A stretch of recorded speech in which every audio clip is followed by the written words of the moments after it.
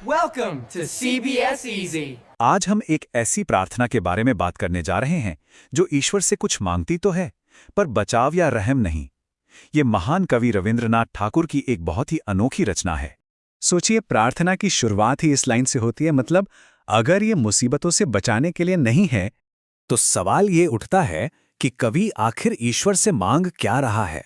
इस कविता का असली मतलब क्या है? चलिए इन सवालों का जवाब ढूंढते हैं। इन शक्तिशाली शब्दों के पीछे जो महान हस्ती है, पहले उन्हें जानना बहुत जरूरी है। ये है रविंद्रनाथ ठाकुर। बंगाल के एक बहुत ही संपन्न परिवार में इनका जन्म हुआ और ये वो पहले भारतीय थे जिन्हें नोबेल पुरस्कार से सम्मानित किया गया। उनके जीवन के कुछ खास पड़ावों को देखें तो ताज्जुब होता है कि उनकी ज्यादातर पढ़ाई घर पर ही हुई। उन्होंने खुद पढ़कर ही कई विषयों में महारत हासिल की और बाद में वो एक दूरदर्शी शिक्षाविद भी बने।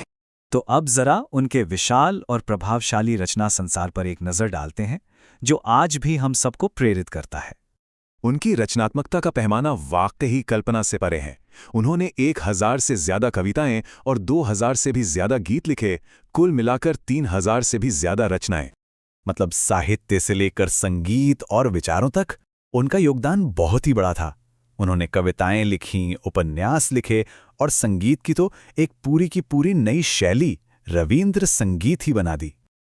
चलिए अब वापस कविता आत्मत्राण पर आते हैं और इसके मूल दर्शन को, इसकी फिलॉसफी को और गहराई से समझते हैं। इस कविता का शीर्षक है आत्मत्राण। इसका सीधा सा मतलब है अपनी रक्षा स्वयं करना। तो टाइटल से ही पता चल जाता है कि ये कविता आत्मनिर्भरता के बारे में है। यहां पर देखिए, प्रार्थना का अंदाज एकदम बदल जाता है।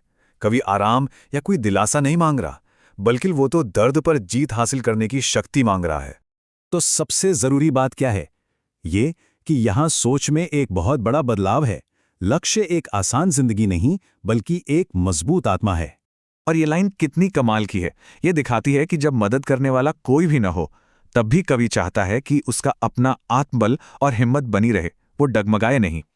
ये कविता इस बात पे जोर देती है कि हमारी अपनी भीतरी शक्ति ही हमारा सबसे बड़ा सहारा है, खासकर तब जब हम बिल्कुल अकेले होते हैं।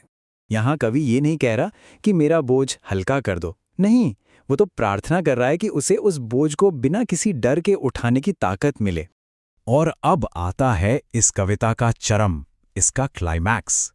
कवि कहता है कि दुख की रात में जब ये पूरी दुनिया मुझे धोखा दे, तब भी हे ईश्वर, आप पर मेरा विश्वास न डगमगाए। तो इस प्रार्थना का सार यही है, एक ऐसा विश्वास जो किसी भी परिस्थिति से बड़ा हो और कभी न टूटे। असल ताकत यही है। चलिए अब आगे बढ़ते हैं और देखते हैं कि इस कविता की सदियों पुरानी समझ आज के जीवन से कैसे जुड़ती है। ये तुलना एकदम साफ कर देती है कि आत्मत्राण इतनी अनोखी और शक्तिशाली क्यों है।